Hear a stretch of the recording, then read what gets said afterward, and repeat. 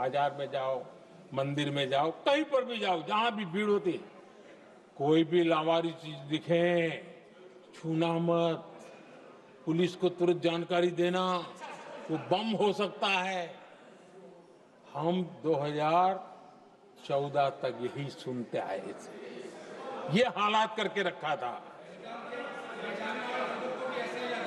देश के कोने कोने में यही हाल था। माहौल ये था कि जैसे कदम कदम पर बम बिछे हैं और खुद को ही नागरिकों ने बचाना है। उन्होंने हाथ ऊपर कर दिए थे, अनाउंस कर दिया।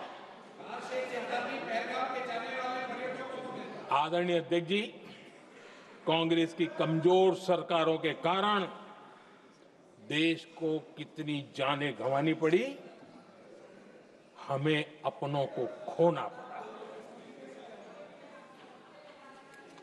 आदरणीय अध्यक्ष जी, आतंकवाद पर ये लगाम लगाई जा सकती थी।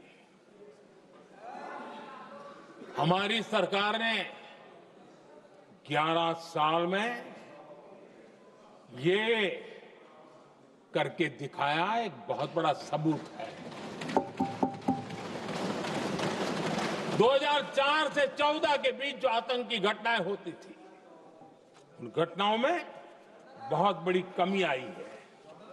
इसलिए देश भी जानना चाहता है,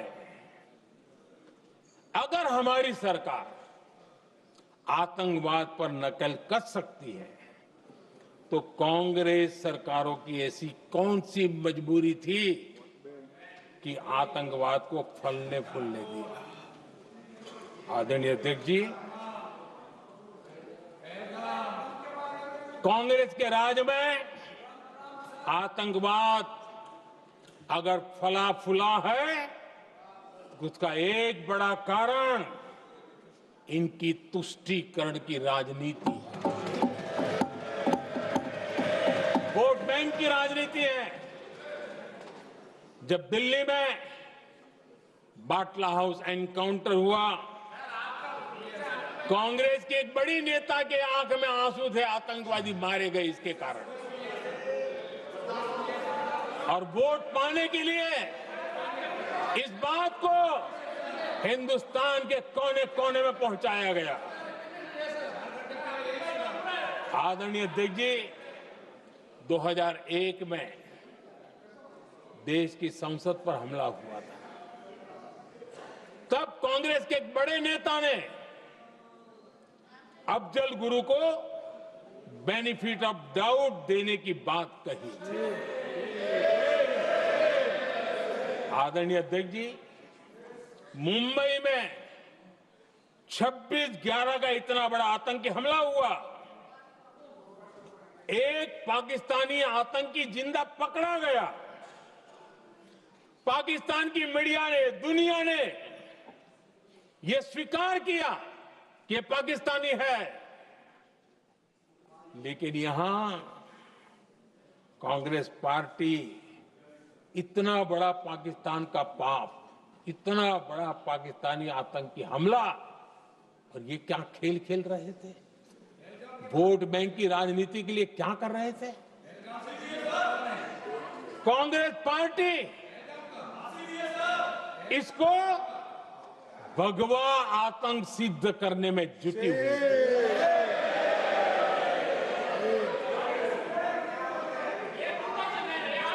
कांग्रेस दुनिया को हिंदू आतंकवाद की छड़ी बेचने में लगी हुई थी।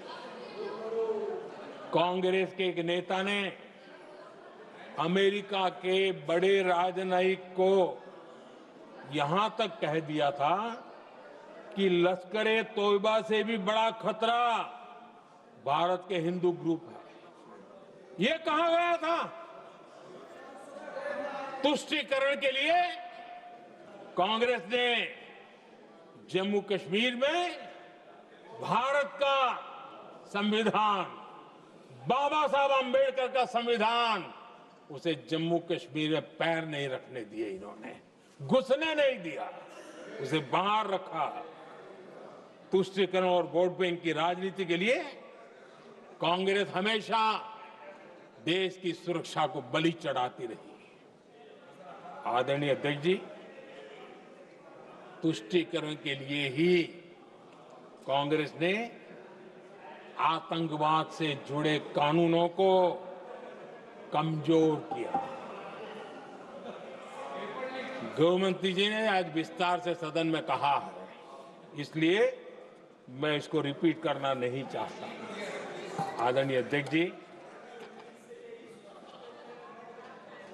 मैंने इस सत्र की शुरुआत में आग्रह किया था, मैंने कहा था कि दल हित में हमारे मत मिले न मिले, दल हित में हमारे मत मिले न मिले, देश हित में हमारे मन जरूर मिलने चाहिए। पहलगाम की विभीषिका ने हमें गहरे घाव दिए हैं, उसने देश को झकझोर दिया है। इसके जवाब में हमने ऑपरेशन सिंदूर किया तो सेनाओं के पराक्रम ने, हमारे आत्मनिर्भर अभियान ने देश में एक सिंदूर स्पिरिट पैदा किया है।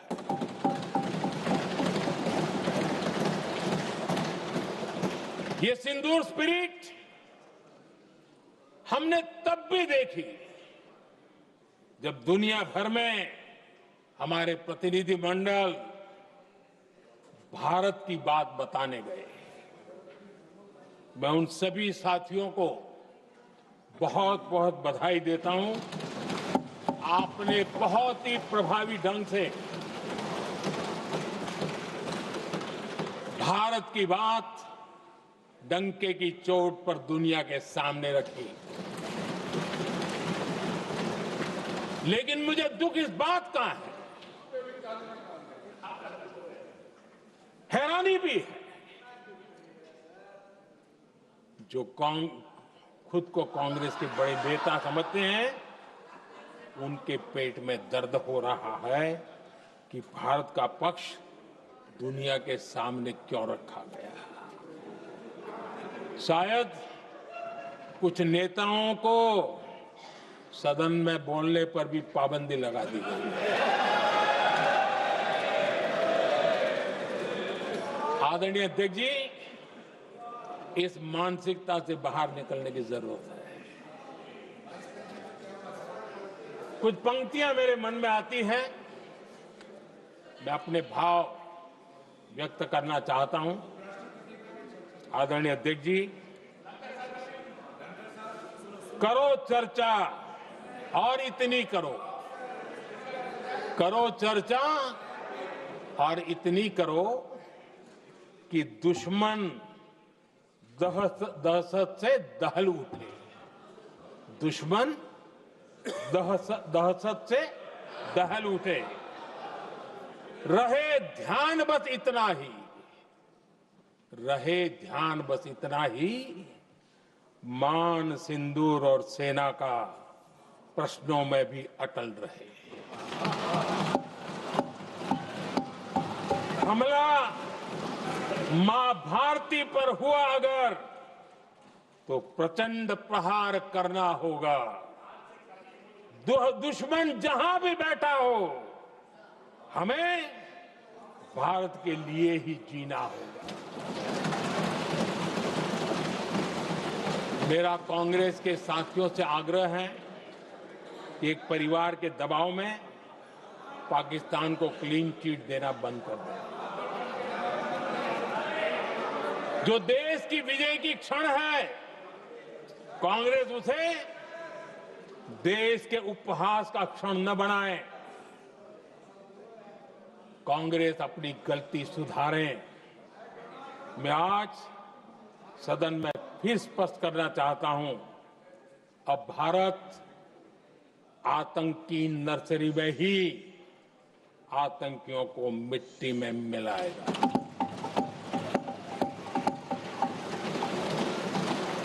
हम पाकिस्तान को भारत के भविष्य खेलने नहीं देंगे। और इसलिए ऑपरेशन सिंदूर खत्म नहीं हुआ है, ऑपरेशन सिंदूर जारी है।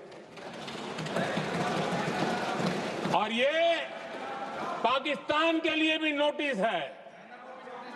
वो जब तक भारत के खिलाफ आतंक का रास्ता रोकेगा नहीं, तब तक भारत एक्शन लेता रहेगा।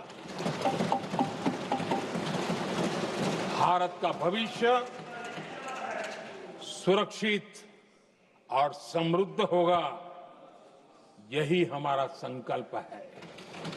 इसी भाव के साथ मैं फिर से सभी सदस्यों को सार्थक चर्चा के लिए धन्यवाद देता हूं।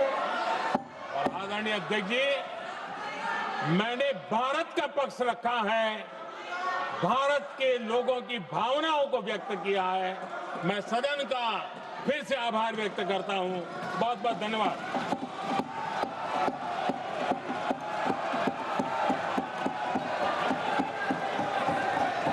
सभा की कार्रवाई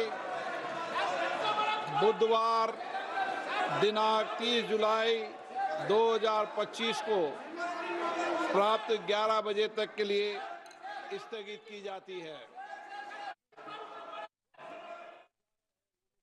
लोकसभा में प्रधानमंत्री नरेंद्र मोदी का ऑपरेशन सिंदूर पहलगाम हमले को लेकर चर्चा पर जवाब। और राहुल गांधी नेता प्रतिपक्ष के हमलों के बाद जब प्रधानमंत्री नरेंद्र मोदी आए तो उन्होंने कांग्रेस की हर सरकार और उनके लिए गए फैसलों को कसौटी पर कसा।